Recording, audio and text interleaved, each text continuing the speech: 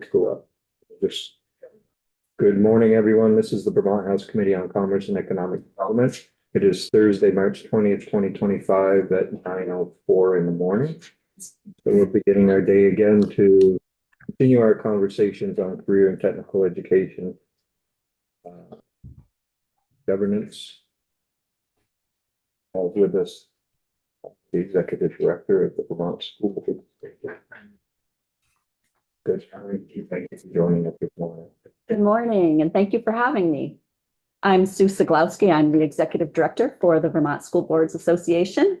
And thank you very much for the opportunity to come in and testify on your draft CTE bill. I thought it would be helpful, since I haven't testified to this particular committee this biennium, to provide just a little bit of information about the School Boards Association, if that's okay. I think it's relevant to the testimony. So the VSBA is a association of over 850 elected school board members. And we're a nonprofit association that supports school boards in their work. All of the school boards in the state are members. And as I mentioned, that encompasses more than 850 school board members. We're very committed to a strong public education system. We believe public education is a fundamental right and the foundation of a strong democracy. It's also the core of our strong communities in Vermont and a driver for economic development. The VSBA's vision, mission, and beliefs are listed on the Who We Are document that I just passed around to the committee members, and I've also provided it as written testimony, so it is posted on your webpage. The roles and responsibilities of school board members are sometimes misunderstood. School board members are the bridge between the community and the schools. And the important thing to remember is that they do not run the schools, they ensure that schools are well run. School board core responsibilities are listed in the Who We Are document that I provided to you. It's on the first page there, on the front part. And they include hiring and evaluating the superintendent, 2, developing a vision, 3, developing and overseeing the budget, 4, adopting policies, and 5, monitoring finances, progress, and performance. Everything school boards do includes the opportunity for community involvement. And again, they are the bridge between the community and the schools. Moving now to the back page of that document, the legislative platform section provides our legislative priorities for this session. And these are developed through resolutions that are proposed by and voted on by the association's members. Our priorities are divided into 3 groups: education funding, education cost drivers, and core priorities. So starting with the education funding priorities, VSBA understands the funding challenges that Vermont is facing, and we want to be a constructive partner in addressing those challenges. We're committed to finding solutions with the legislature. And when talking about education funding, the conversation often moves quickly to numbers. As the people who build school district budget, we certainly understand that numbers are important, and also that they cannot be considered in isolation. So when looking at possible changes to education funding, we have 6 priorities, and we think that these are also important to consider when you're looking at the CTE bill. First is a focus on students, and I've certainly heard that that is a very important thing to this committee. So focus on students by providing sufficient funds to support equitable, sustainable, and high-quality education in Vermont school systems. The second is ensuring predictability in the school district budget process. Third is giving enough time for school districts to adjust to any changes. Fourth, provide data and modeling to show the impact on districts over time. Fifth, strengthen accountability for the use of public dollars. And 6th, include measures to address the cost drivers. I'll move on now to the education cost drivers priorities. This is a critical piece of the complex puzzle that you're going to be trying to solve this legislative session. And those priorities around cost drivers are listed on the legislative platform document. I'm not going to be covering them in depth today. I'll just list what they include. Cost of public school employees' health benefits, school facilities, mental health supports, the legislature's utilization of the education fund, and existing laws and regulations that were put into place without attention to how much pressure they would put on local school budgets and without adequate support from the Agency of Education on implementation. So I'll move on now to our, what we call our core priorities. And those are also listed on the legislative platform document. There are 5 of them. First is improving the capacity of the Agency of Education to meet its statutory responsibilities. And that's a really important one for this committee to consider with any changes that involve work by the Agency of Education. Second is requiring the Agency of Education to expand and maintain a comprehensive data dashboard. Third is restructuring the State Board of Education. Fourth is requiring public tuition to private schools to comply with the Vermont Constitution's compelled support clause. And fifth is ensuring accountability for public dollars by requiring private schools and pre-K programs receiving public tuition to comply with requirements for quality, equity, efficiency, and transparency. I wanted to let you know that a VSBA task force of school board members from across Vermont developed those first 3 core priorities, the ones that I listed that involve the Agency of Education and the State Board of Education. Those were developed in response to longstanding challenges within the education leadership structure of the state. And those challenges have impacted districts' ability to realize their educational goals. We submitted the task force report to the governor, the secretary of the Agency of Education, the State Board of Education, and all legislators in September of 2024. So if you were a legislator in September of 2024, you received it from us by email. And we've included it with our testimony that we submitted to be posted on your committee's website. The House Education Committee received detailed testimony from Claire Wool, who's the Burlington School Board Chair and who was the chair of this task force, and VSBA President Flora Diaz-Smith about that task force report. I know that they would be willing to provide testimony to this committee as well if you would like to learn more about the work and the conclusions of the task force, which are important considerations for any education-related work this committee would undertake during this legislative session. I've provided the entire task force report for posting on your webpage, but also within my written testimony, I provided a table with a summary of the task force report, which is quite short. So you could take a look at that to get an idea of what the task force report covers.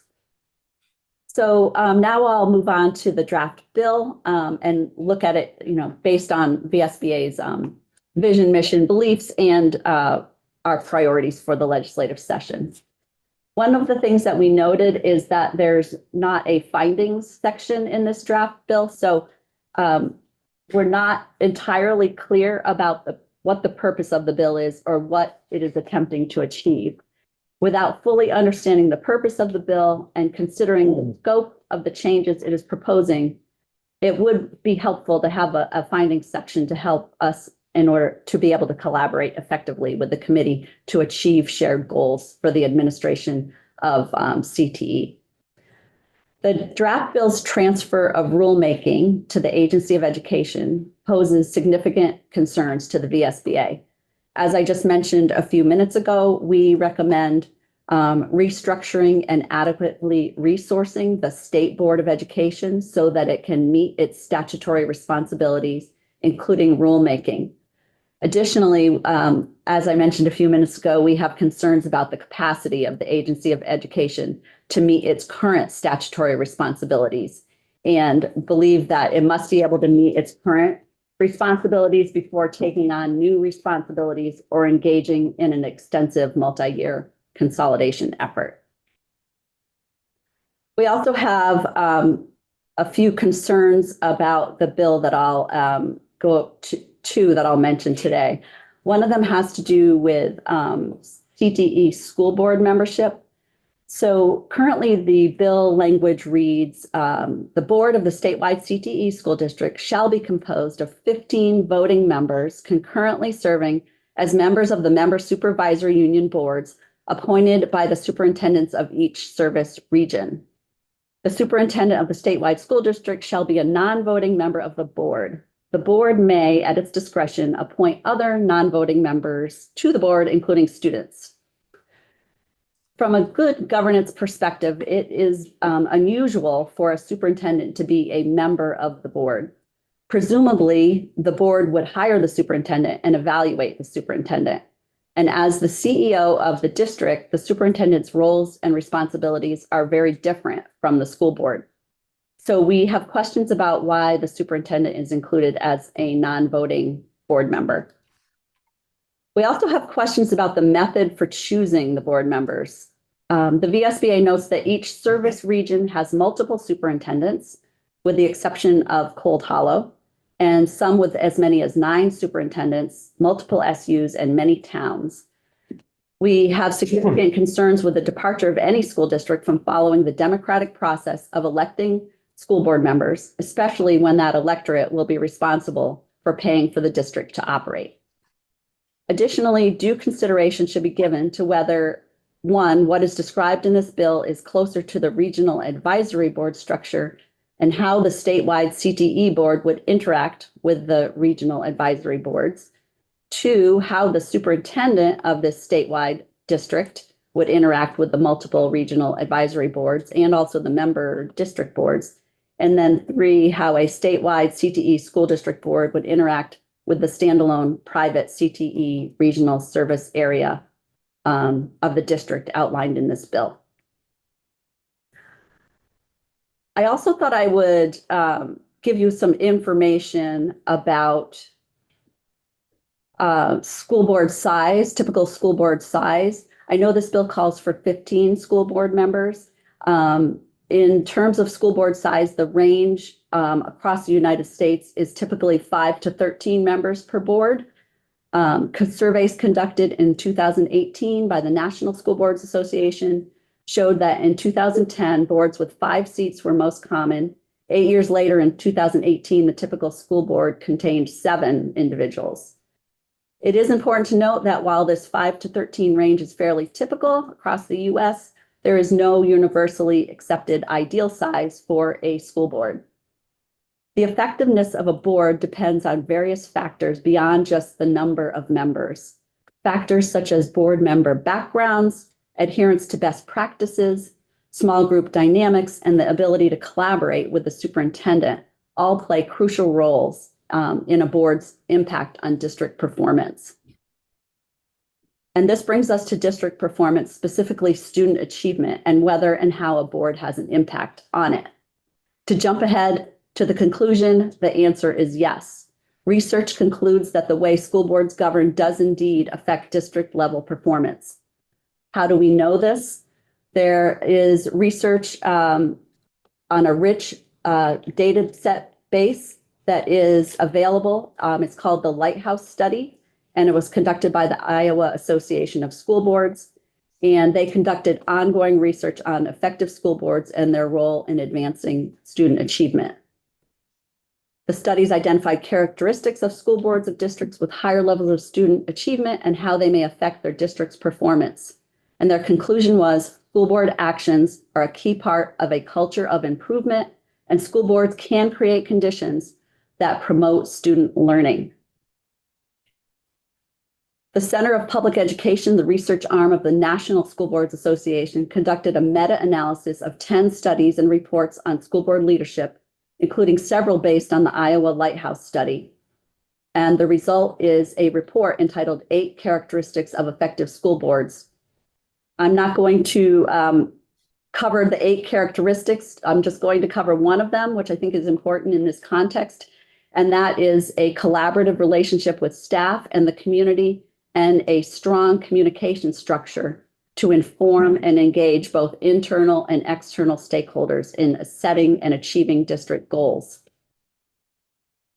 The research found that in high achieving districts, board members maintain strong and open lines of communication with the superintendent, staff, and one another. They gathered information from multiple sources, including the superintendent, curriculum directors, principals, teachers, and external experts. In contrast, board members in low-achieving districts expressed concerns about uneven access to information. Some members reported feeling excluded from key discussions, leading to a fragmented understanding of district priorities. And this is very important, this point. High-achieving districts also demonstrated a strong commitment to community engagement.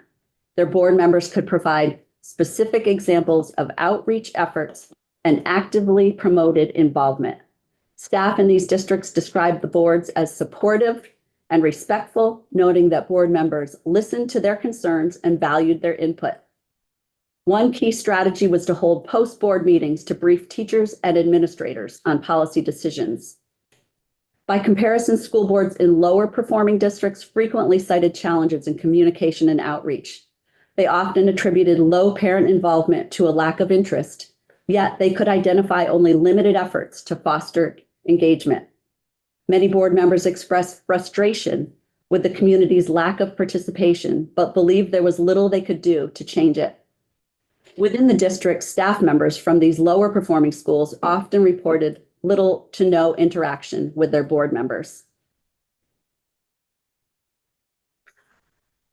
The Lighthouse study, and specifically the ability, I think it reflects on the ability of a school board that is a statewide board to be able to effectively connect with its community. And so that's one of the reasons that we're bringing up that particular study and this particular characteristic of an effective school board.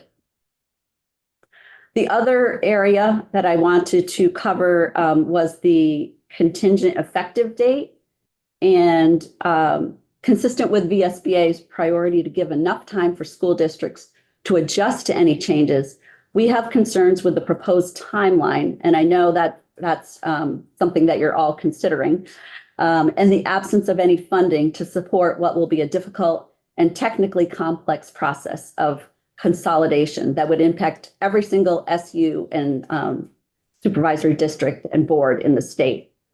The timeline that's currently in the bill is aggressive, ultimately providing only 2 fiscal years to engage in this endeavor if you were to maintain the current July 2028 deadline. Additionally, based on what is included in the bill and the complexities that would involve every single supervisory union and supervisory district in some or all of the issues related to the governance, funding, and quality of CTE in order to meet this deadline, this work would need to start immediately upon passage of this bill. The VSBA recommends that this committee hear from the representatives of the Vermont Association of School Business Officials, which is VASBO, who can provide significant insights into the complexities involved in consolidations and what the personnel and financial costs can be. I provided a link in my written testimony to VASBO's written testimony to the House Education Committee for a summary of the business management considerations when consolidating school districts. In conclusion, VSBA appreciates the past and current work of this committee to strengthen the quality and accessibility of career technical education. And I've provided you today with some high-level concerns with the committee bill, and I'd always be happy to come back in at any time to testify again. Thank you. Are there any questions for Sue? So appreciate everything that the SBA has done for me and on my district. And I want to know if we were to move to that larger district model, how much of an impact is that going to have on you as an organization? Because my concern is that we might lose you as a resource if we don't have members that can support. And for those that have not dealt with VSBA, they have a lot of educational stuff for school boards. And yeah, anyway, so just your thoughts. Well, The positions of the VSBA on this bill and other H454, other bills that are related to education consolidation are really based on our beliefs and our vision, mission, and our resolutions. So that's not something that we've delved into yet. I definitely appreciate your concern. I think that the VSBA, I would hope that the VSBA would continue to be around to support whatever school boards, exist in Vermont in the future. Okay, so Yeah. you don't see it as like negatively impacting, because well, I mean, obviously anything that could negatively impact, but it's not, my concern is that we'll lose that valuable source as school board members. Yeah, I definitely understand your concern. I think I'll be able to elaborate more when I understand what the final plan is going to be. Okay. Yeah. And I guess just before we go too much farther, I know you had a lot of comments on the bill, and I think that you heard us say in some of the other ways that the bill is a placeholder for a plan to go forward, and we're trying to evaluate, is a BOCES model the right plan? Is health centers part of every district the right Mhm. plan, whatever that future configuration of districts, or is one tech center district for the state with multiple locations, right plan? And what I heard you say is in order to have an effective school board, it would be the level of complication for a statewide district would be, it would be more difficult for a school board to effectively manage one district for the state than it would be to manage more local or regional centers as part of another. Is that accurate? Is that what you were? Yes, I think it would be more difficult for the board to do community engagement on a statewide basis.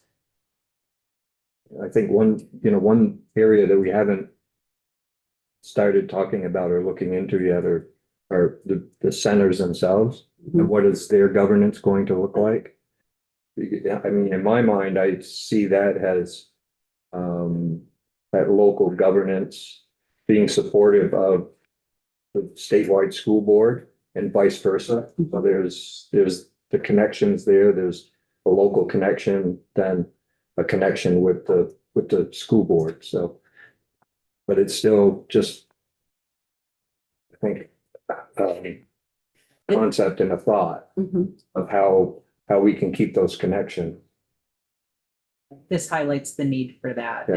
And I guess the question is, right, when you look at school districts, larger school districts that have, a PTO group or some other kind of affinity group at the school doing the community engagement and some kind of relationship to the school board, could that work, right? And I'm not saying, obviously, it would be very different at a tech center. We'd have business relationships, we'd have, other community relationships. It's not a parent group, but it is is there a way? And I would be curious to have your thoughts on, is that a model that could be effective? I think it would depend on how it's structured. I provided testimony to House Education and Senate Education about the school advisory committees concept, because that was, part of the governor's proposal. And I can give you a little bit of information about that now if you'd like. Just take a couple minutes. Okay, so the information that I provided to them was that this concept of school advisory committees or councils is not new. I provided an example from the school district of Philadelphia. In June of 2016, the school district of Philadelphia adopted a policy to create school advisory councils, which are peer-elected collaborative teams composed of family members. That's the largest group. The school principal, teachers, or other school-based staff, students for schools with grades 7 through 12, and community members. The policy was designed with the intent of significantly increasing the involvement of families and the community in the educational process and making the SACs a catalyst for change in the district schools.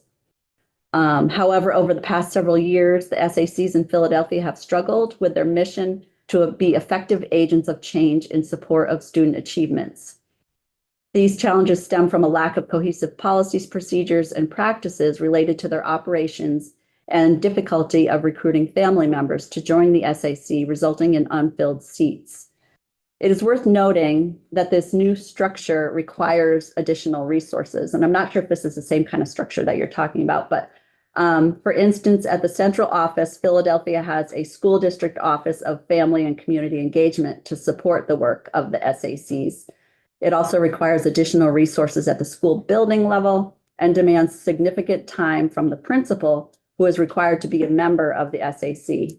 And as a school leader, they are responsible for ensuring the committee's creation through application or election, and fulfilling a list of duties related to the functioning of the SAC throughout the year. Some questions that we raised related to school advisory committees that would need to be addressed are bylaws to define the size of the SAC, the roles of the officers, how the officers are chosen, who can be a part of them, what is their term length, what number constitutes a quorum, who determines the agenda for each meeting, conflict of interest policy, public comment parameters, operation policies and procedures, and clarity of roles and responsibilities of these SAC members, and also what happens if a school can't stand up a functioning SAC, and finally, are these meetings subject to the open meeting law? So there's a lot of considerations, governance type considerations when you form another entity at that level.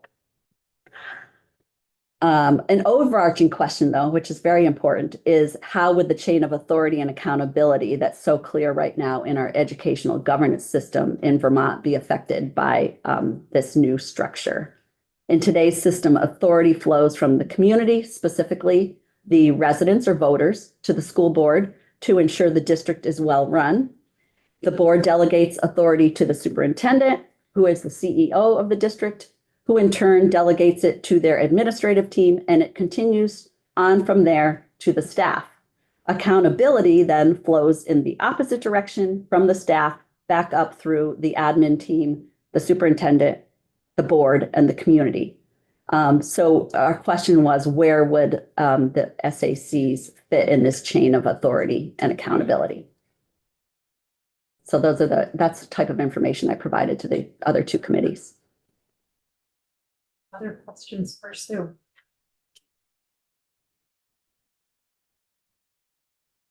I'm going to encourage board members to review the task force report. If you haven't read it, I served on the task force. So as a school board member, it was a lot of work, and it highlighted a lot of areas that the state board and the agency are not necessarily meeting their statutory requirements right now, and where the gaps are, and why our schools have such need right now for support and technical assistance. You know, I read that there's a lot of work in there. Yeah. Can I ask a question? So I just have sort of a big picture question, which is about sort of based on research and based on your experience, the sort of like a model governance structure. I mean, I find it very, as somebody relatively new to understanding school governance, it's very confusing. Advisory, some CTs are their own districts. You know, there's just, and so what could be a model based on research of governance that would simplify things while still providing the community oversight? You see what I mean? Yes, yes.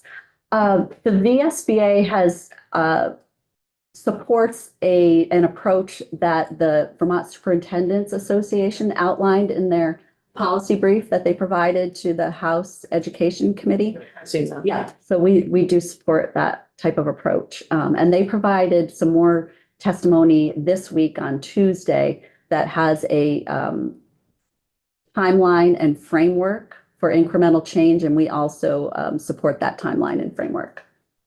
Yeah, Thank you. that's posted on our webpage as well, but I think at some point, probably not today, but most likely tomorrow, if we have time, I think we're gonna delve into that and into the SBA as well.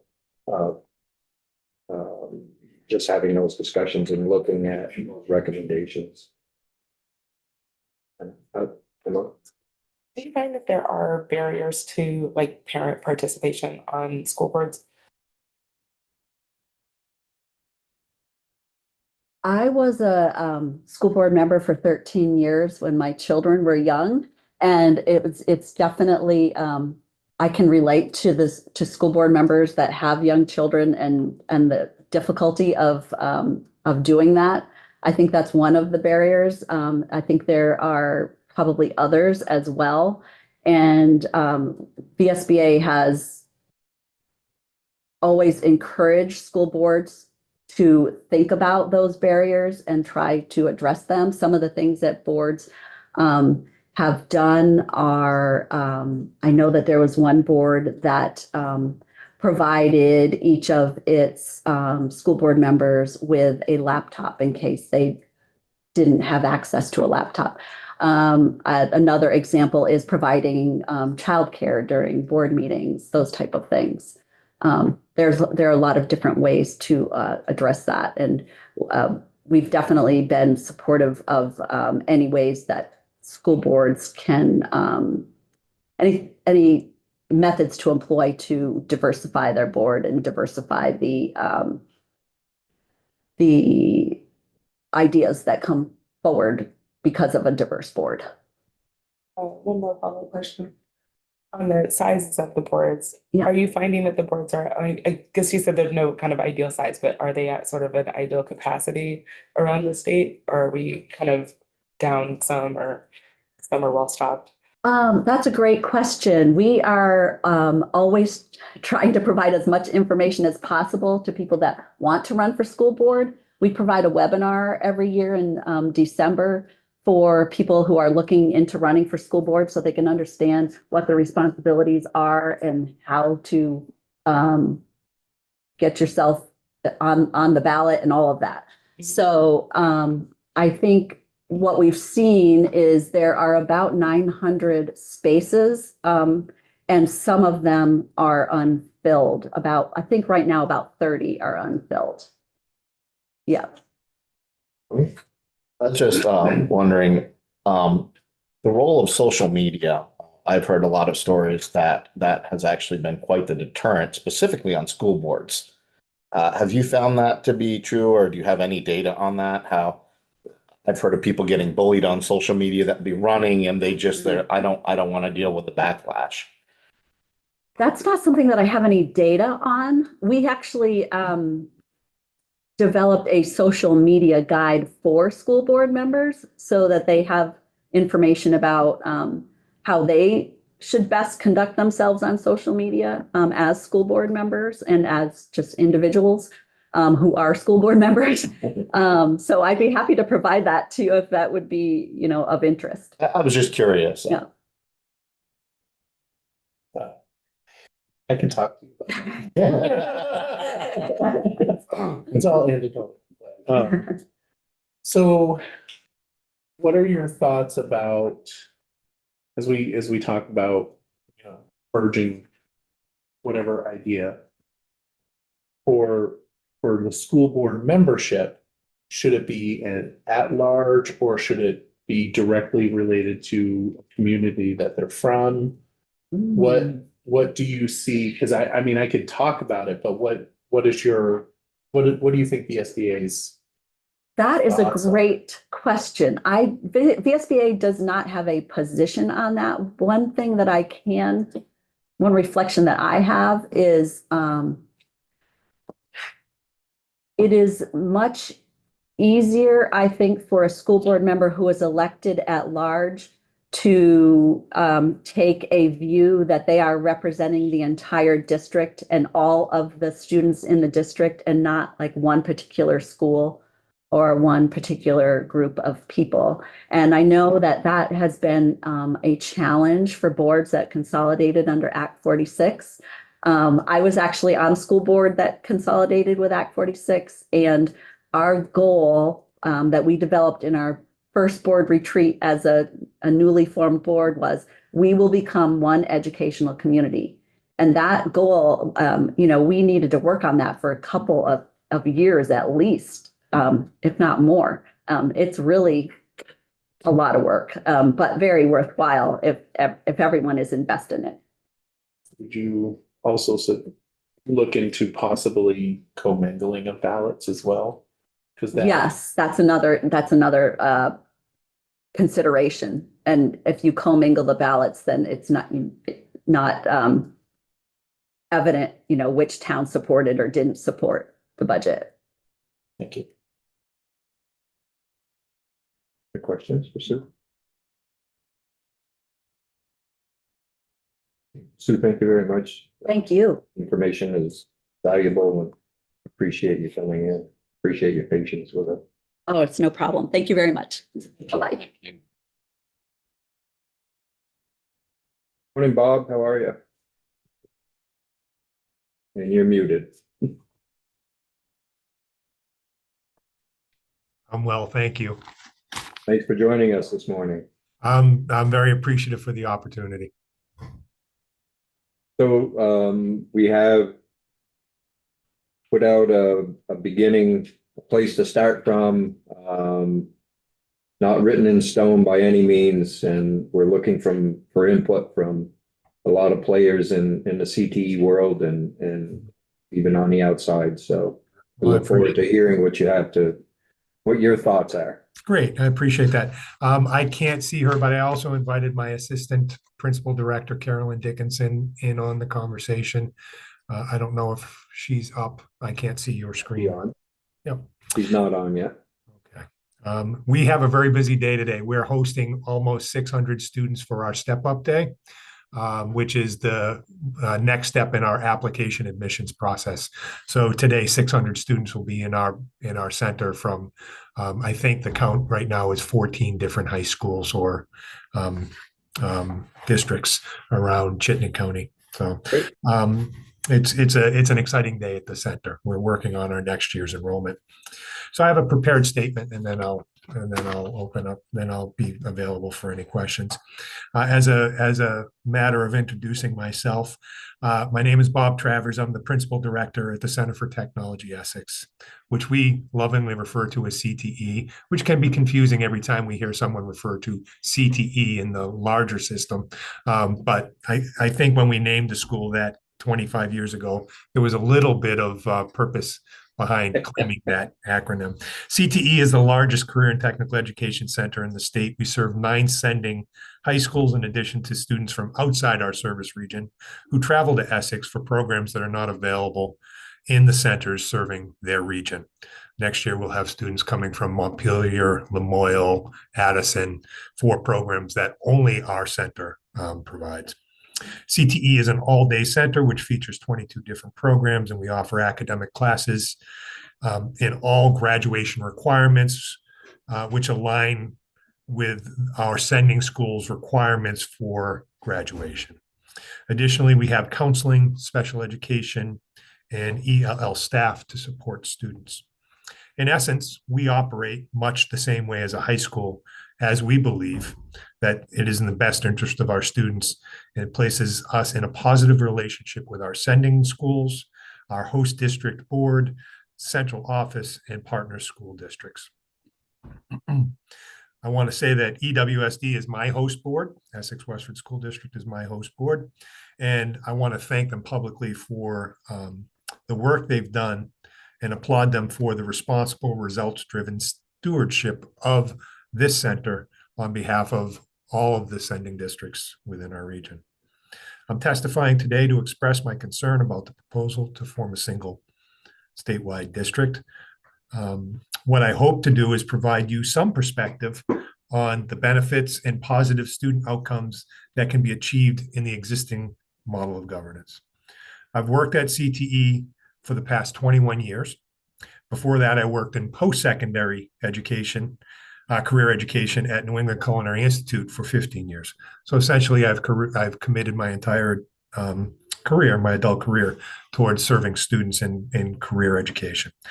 Throughout my career, the constant that has contributed to the successful design and management of schools is the ability to develop and maintain professional relationships which focus on placing the student at the center of the mission.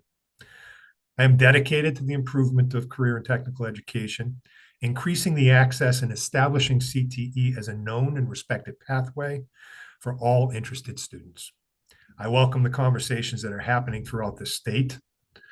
The conversation about improving governance and funding models for career and technical education has been ongoing for decades. In fact, it's what got me to move from post-secondary to secondary 21 years ago.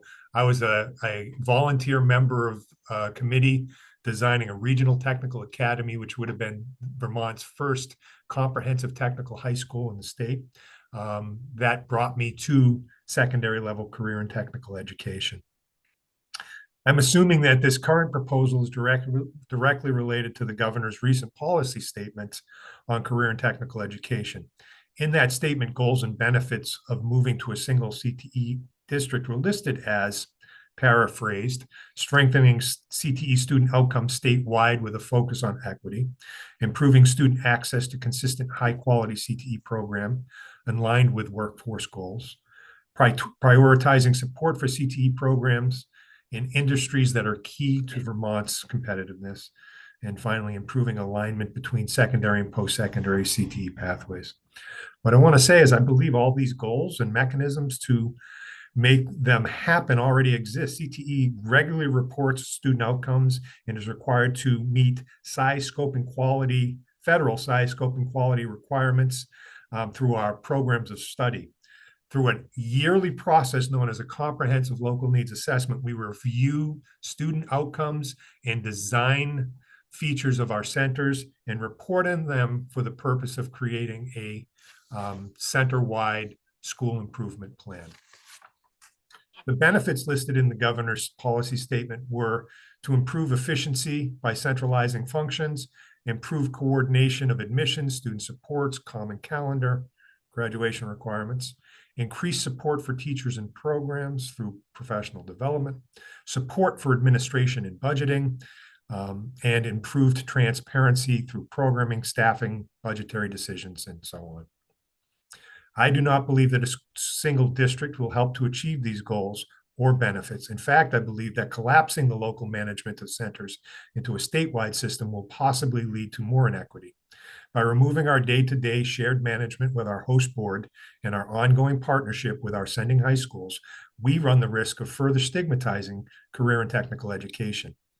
It is vital that we are seen as equal partners in building ongoing collaborative relationships within our local public education system.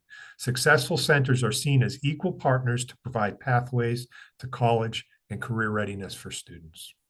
Creating a single district located some 40 miles away from the daily operations of centers will not improve efficiencies. I believe the recreation of these functions will cost more and be less efficient in the daily service of students. All of the administrative functions outlined in your bill already exist. They have been refined over time, and because they are shared across my district, are reasonably priced and designed to meet the local needs of the students and staff who work within the district.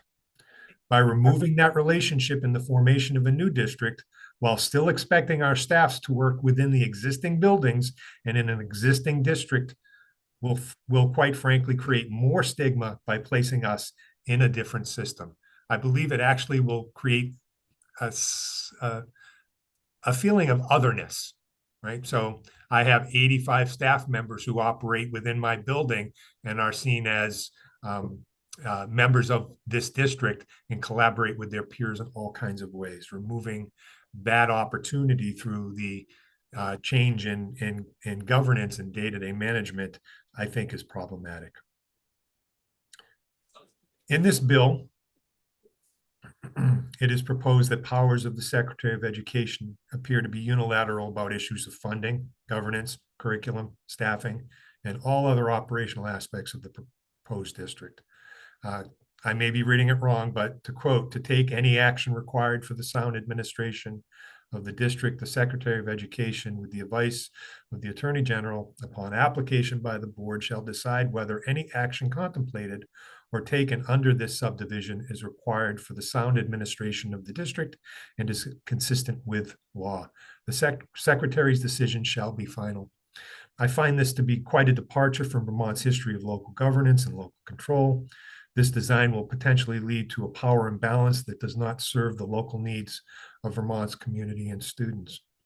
To follow up on a comment by Sue, the prior testifier from VSBA, the construct of 15 voting members, I think, would also be problematic because currently within my service region, there are 2 tech centers, and we serve the the larger number of students statewide than any other service region. So to place us on equal footing is something that has already been addressed through other Act 46 moves to consolidate, right? So within my district, there are weighted votes because of the relationship of different parts of the district and the number of students.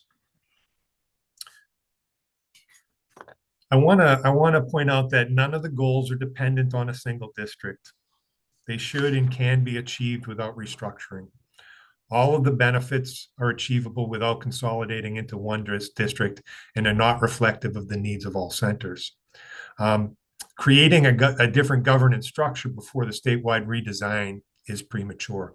It would be more responsible, I believe, to work in concert with the full state system and the other bills that are being proposed or discussed. So for instance, if we move to a single district before decisions are made about the number of districts statewide, I think it actually would be premature and might create more problems and miss an opportunity to address the concerns that are stated within in the design of consolidation. I could possibly see 5 career and tech ed districts serving the 5 districts, although that in of itself is problematic. I think my district would be made up of something like 36,000 students in one of the proposals. But I think what I want to impress upon the committee is I understand the importance for the conversation. I support the idea of making a more robust and efficient and student responsive system. I think we do that by placing career and tech ed on equal footing and with the same importance of any school within the primary or secondary system. And that, in fact, is why I choose to operate much like a high school. And I think it improves the student experience. And by doing that in concert with my sending districts, my partner principals, knowing the superintendents within my district, I feel the efficiencies are there. It's hard work, I understand, and it's not always perfect, but I don't think there's an easy or perfect system out there right now. That's my statement. Thank you, Bob. I think, just so you know, we are working with our education committee and also with our Ways and Means committee that this isn't language that's on an island. Yeah. That we are working and we understand how far we can't go until we understand where the education committee is going. Right. Because we know these have to merge together. Right. Well, and I guess my concern really would be then that if there is change afoot, why change one part of the system before we understand all parts? Yeah, no, we understand. We're not changes that we're looking at will be in concert with the other changes and the timeframes will, I think, be closely aligned. Right. Appreciate that. Bob, you had mentioned concern about the clause may take action that is required for sound administration. Mm-hmm. That That language is actually lifted from current statute. Okay. I was going on the one that I could get my hands on the most quickly last night. Okay. That's good to know. Hi, Bob. Glad you're here. Thank you for being here. So I have a lot of questions, but I think I want to start with, you said you're the largest CTE in the state and you're based at one of the larger school districts in the Yes. state. Yeah. So you have economies of scale. We do. So I would imagine that you could see that the system that you have, could be beneficial across the state, where you have efficiencies already, and you have a good number of students already there, right? So that perhaps I could take from your testimony that you're advocating for that to be more available across the state, the system that you have. But I tell do- me if I'm putting words in your mouth. No, I appreciate that. I would like for that to happen. I'm not clear on how consolidating into a single district makes that happen. For instance, That's what I heard. yeah, I heard you saying a single district might not be the answer, but if you look at the situation that we're in, where it's working really well, perhaps we can create this statewide where there are more tech centers with larger high schools so that more students are served in a efficient way. yes. Okay, so I'm glad that I asked because I didn't want to put words in your mouth, but okay, so then my other question is, being a member of the RAB for your district, do you think that the RAB and the school board have equal voice in how the tech center is run? Well, we know through statute that the RAB is an advisory to the local school board. And the school board is the one that has the fiduciary responsibility. Do they have equal access and opportunity to understand and be partner with? Yes. But as we heard from the last testimony, forming school boards and having full partnership in those school boards can be challenging, even with the best of intentions. I fully believe, and that's why I mentioned it, Essex Westford School District Board requires me to be a results-driven school within their district to serve all of the students within the region. And they hold me to very high standards that I think any member of the RAB in review would say is similar to any work or any expectation they require of their own partner schools within their district. Yeah, no, I agree, right? That they hold you to a high standard, that you have great outcomes. It's a great center. I agree with that. What I'm struggling with Yeah. is how, when we have sending schools and located schools right on campus, how do we ensure that all students or all school boards or that the system, right? How do we ensure that we have a system that gives appropriate representation and appropriate oversight and I'm not convinced that the RAB is the way to do it. So I'm trying to figure out what a better way is, and I'd be curious if you have thoughts on that. Yeah, that is the ongoing conversation since I got in to career and tech ed at the secondary level. It's an imperfect model, but when it operates well, I think it benefits the students. I agree that we could consider other models that both provide more representation for all the sending schools in a more legally structured manner than what currently the RAB enjoys.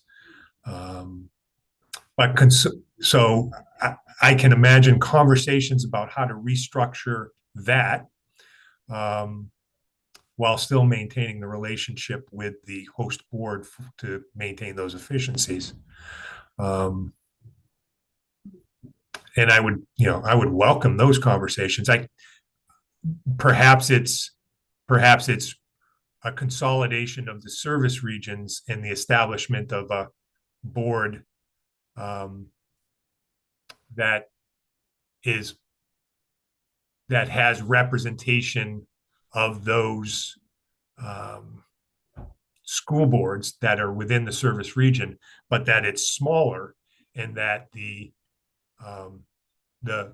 day-to-day management in those services are a consolidation of effort.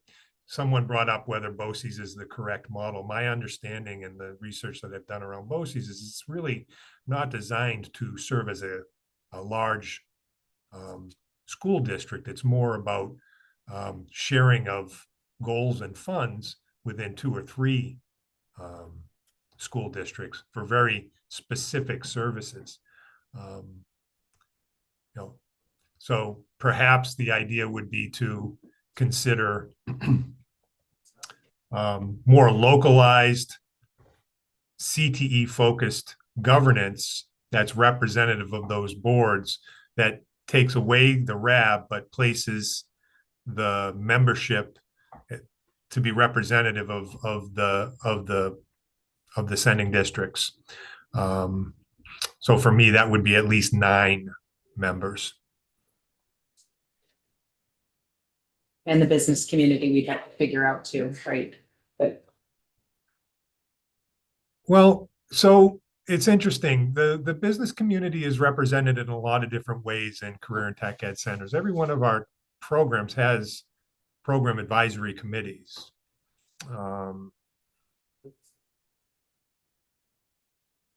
So that's an interesting question. Would you purposefully place business representatives on the school board of a career and tech ed center, or would you continue to utilize them in an advisory role? That's an interesting question.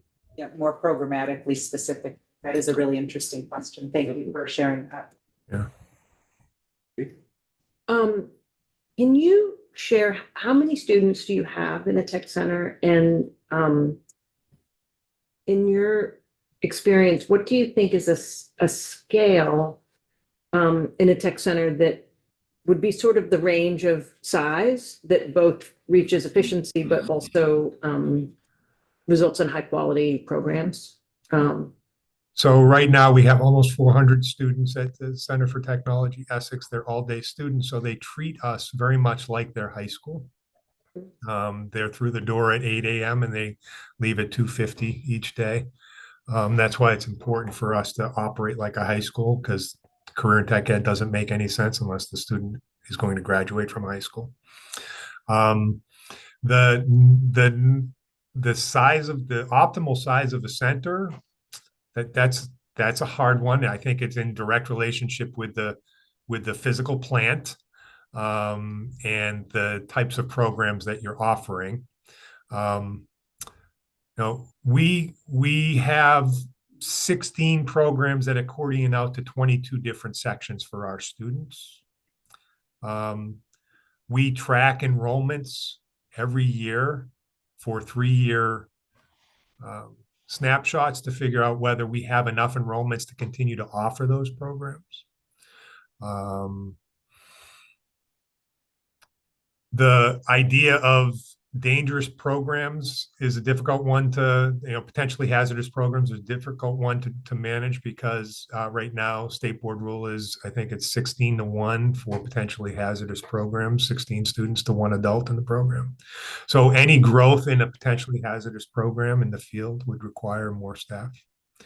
I right now have processed 700 applications, and I have far more applications for certain programs than I can accept students into. I don't see how the governance of a single district will answer that access question. It's really about physical plant. I could open 3 sections of our HVAC, plumbing, electrical, and heating program, and accept all of the students that have applied. Same with our building residential program, our health professions program, our childhood ed program. They're all oversubscribed, and I don't have the space for them. So the efficient management of that would be directly connected to more space for those students. Everything we need. Everything we need. Yep. I believe that all the programs that I offer, and I actually believe all the programs of every center in the state offers, are representative of the priorities of both the state and their local economy. I'm not clear that there are a lot of unnecessary programs within the state. Yeah. Yeah. That's the other thing that I think we're going to struggle with is, I think the goal is to get more students into CTE. Yeah. The problem with that is physical plant itself. I think physical plant, I agree with that. I think also the point that was brought up that there are a lot of different systems within the state.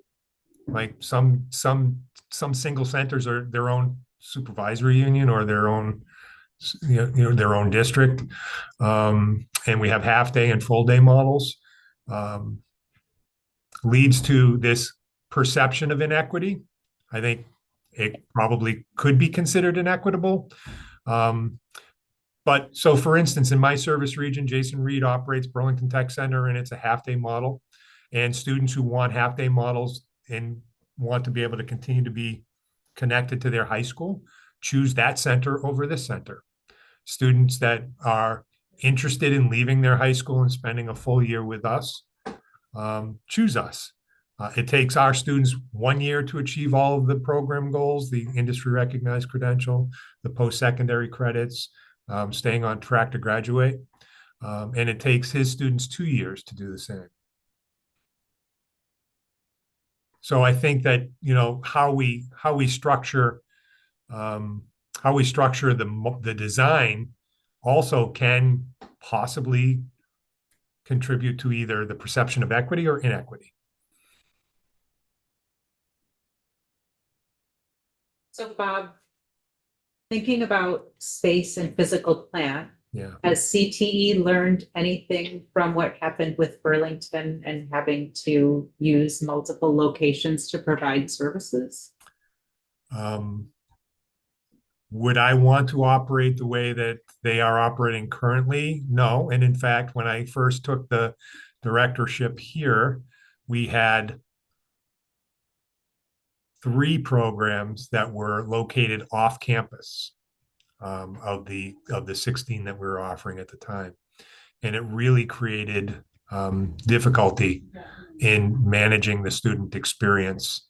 I was doing very much what Jason was doing, and getting in a car and going and dealing with student issues in an off-property placement, trying to figure out how to get lunch for them, transportation issues. So what I knew and what I believe is that locating your programs within the community is not an efficient model for creating a successful student experience.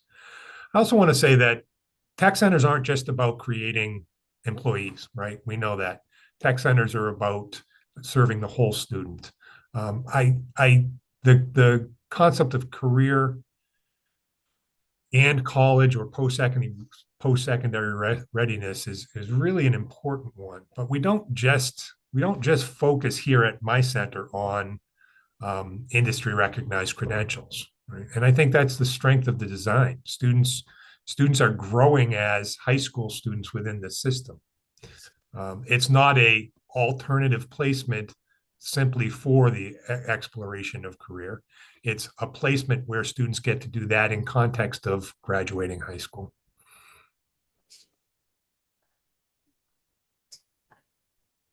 Thank you. Really appreciate your experience and your willingness to share all of that with us. Yeah.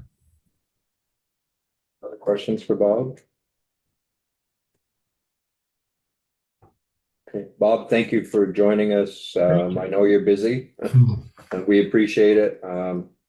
We appreciate all you're doing in Essex, and I think your testimony has been valuable for us as we continue to weigh our thoughts and how we put forward something. Right. Well, I appreciate the opportunity. I'm willing to share any data about student outcomes that you feel would be helpful, or testify again with the committee if you want. Thank you very much. Great. Thank you. Have a good day. You too. You want to call down to folks and see if Representative Stevens can just pop up here real quick? It's just emailed them, other committees.